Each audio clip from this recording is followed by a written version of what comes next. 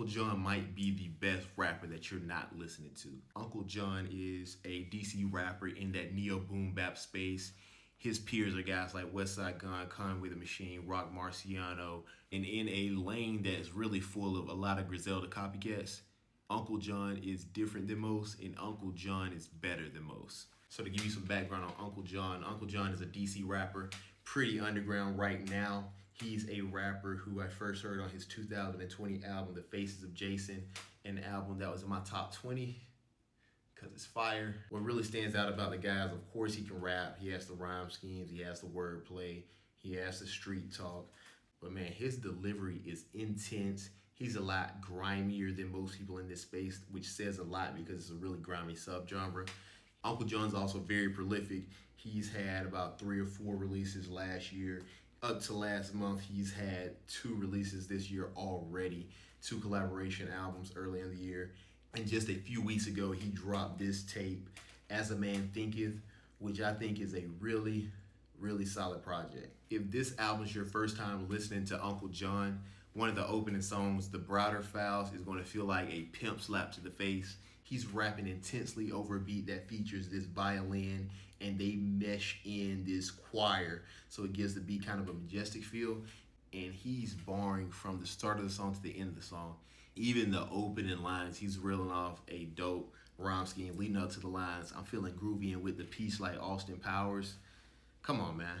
Uncle John doesn't really waste bars in general, and you see this on this album in songs like this. The punches here are clever, but they're pretty grimy as well. He had the line, take your grandma's ashes and make gunpowder out the old chick.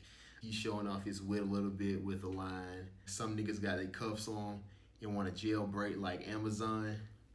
Bro channels his inner Digiola, and he doesn't let up on the next song, Do or Die. He's showing off this intensity again, this time over this really dark feeling violin sample.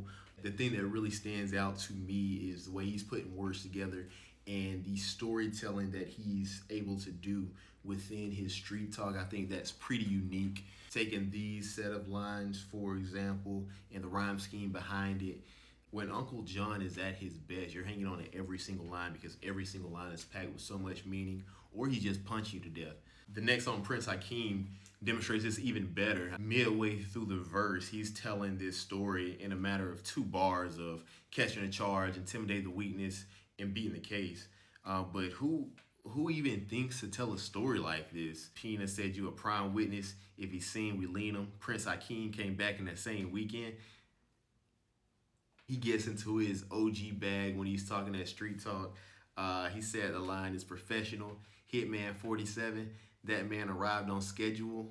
Then kicking off the second half of the album, the song Death Note sounds like something straight out of a horror film. Uncle John's rapping over this really dark, ominous piano beat. He's really getting into his Face of Jason persona, which is basically like if Jason from Friday the 13th grew up in the hood and wore Air Force Ones and hit licks instead of hunt camp kids.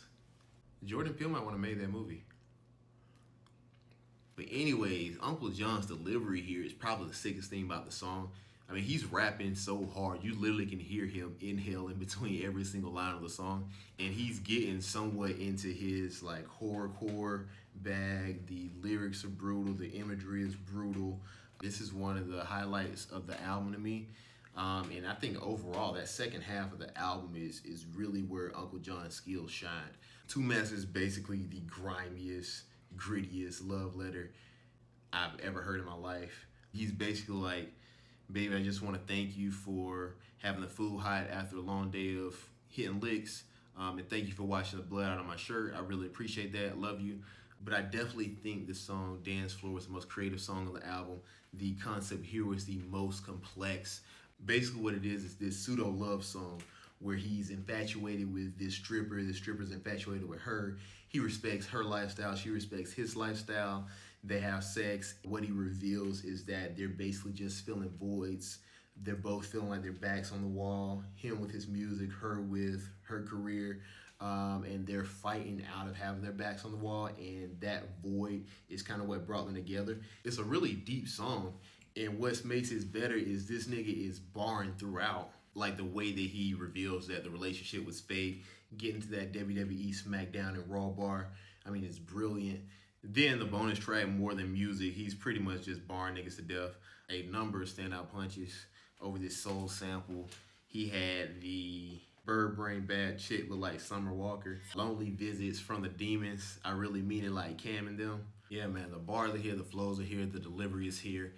My biggest critique was the albums. It did take a second for it to start. I thought it really picked up in the second half of the album, but the title song, the first song on the album, As a Man Thinketh, I thought the beat was good.